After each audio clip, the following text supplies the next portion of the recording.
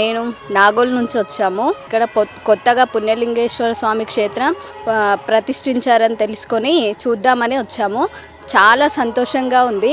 కాళ్ళు ఎక్కడో కడుక్కోకుండా గర్భగుడికి ముందరనే కడుక్కోవడానికి సౌకర్యం కల్పించడం, వెంటనే అక్కడ ధ్వజస్తంభము ప్లస్ నంది విగ్రహము అవన్నీ చూస్తుంటే చాలా సంతోషంగా ఉంది.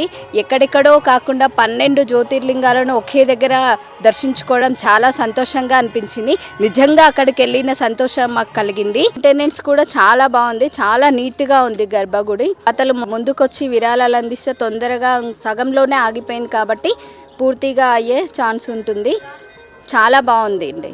12 జ్యోతిర్లింగాలను ఒకే చోట దర్శించుకునేలా నిర్మించిన శ్రీ పుణ్యలింగేశ్వర స్వామి క్షేత్ర పూర్తి స్థాయి నిర్మాణంలో భాగంగా సిమెంట్, ఇటుక, ఇసుక, గ్రానైట్, కంకర వంటి నిర్మాణ సామగ్రిని గాని లేదా విరాళాల రూపంలో గాని మీ శక్తి కొలది సాయం చేసి సంపూర్ణ శివానుగ్రహాన్ని పొందండి.